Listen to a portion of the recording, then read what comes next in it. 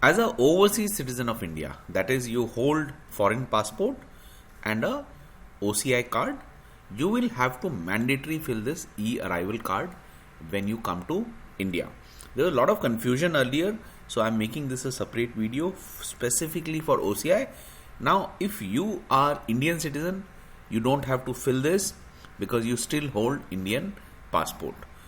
Only when your nationality has changed and you have a OCI card, in that case you have to fill this, and this is 72 hours, at least 72 hours before you arrive you have to fill this application. We will see how this entire application can be filled. When I have been visiting India, this was a manual process. You would go at the immigration desk, you would find a form, fill the form, and then hand over to the immigration department. This used to take time, and it was quite a frustrating thing because if you're landing at a odd hour, especially if you're traveling from US Canada, it's a long hour of flight, and then you would be sleep deprived or some kind of uncomfort would be there when you're landing in India. Once you have completed this form, you will get a completion report, and with that you are good when you land in India. If you're frequently traveling to India and once you have done with your e-arrival card, next time you can just go to this passport number, nationality, enter the CAPTCHA, and this will get pre-filled. Right now we are assuming that this has not been filled and you're doing for the first time. So firstly, everything what you're entering has to match with your passport, and depending on your travel date, arrival, and all other details we will see how to fill. And the same form can be used to add additional member. So from the passport you will fill out the full name. Usually the passport will have surname first and given name later. I am showing example of the Canada passport. Look at your passport.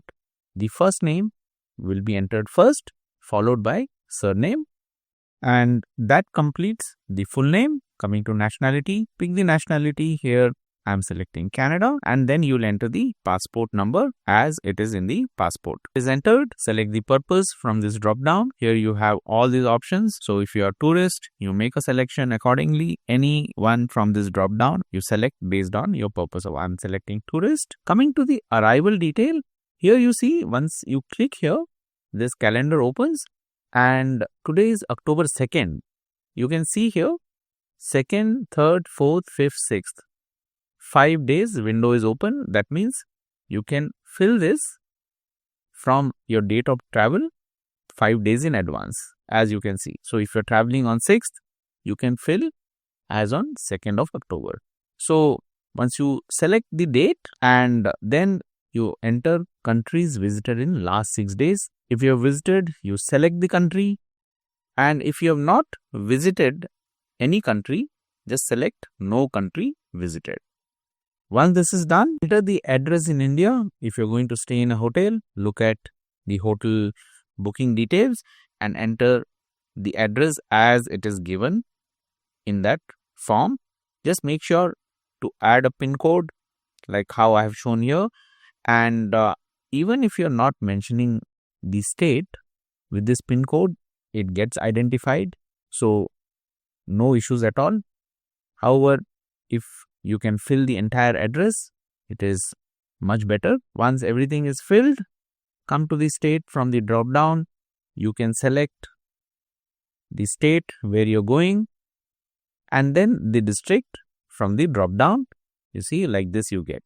Once you make a selection, enter the email ID. Once the email ID has been entered, enter the contact number.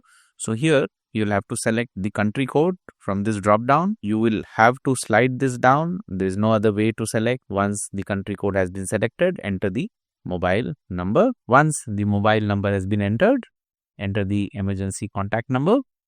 If you have someone within India, make that selection. It becomes easier to connect that way. If not, you can give the emergency contact number by selecting the country, whichever that is. So once you make that entry, your part of personal detail is complete. In case you want to add a member, you can add a member by clicking here and then entering the full name, passport number, nationality, and rest of the detail. Hopefully it is same address, contact detail, everything. So if not, you'll have to fill in the detail separately. So once this is done, you take this out, enter the CAPTCHA. CAPTCHA is here. You match that CAPTCHA, and once it is matching, you do the declaration. I declare that the information provided above is true and accurate, and I understand that by providing false information, it may result in denial of entry or legal consequence. So once this is done, go ahead and click submit. Once this is done, your e-arrival card confirmation you will get, and with that, when you disembark, you just show that, and the process is going to be much quicker and faster.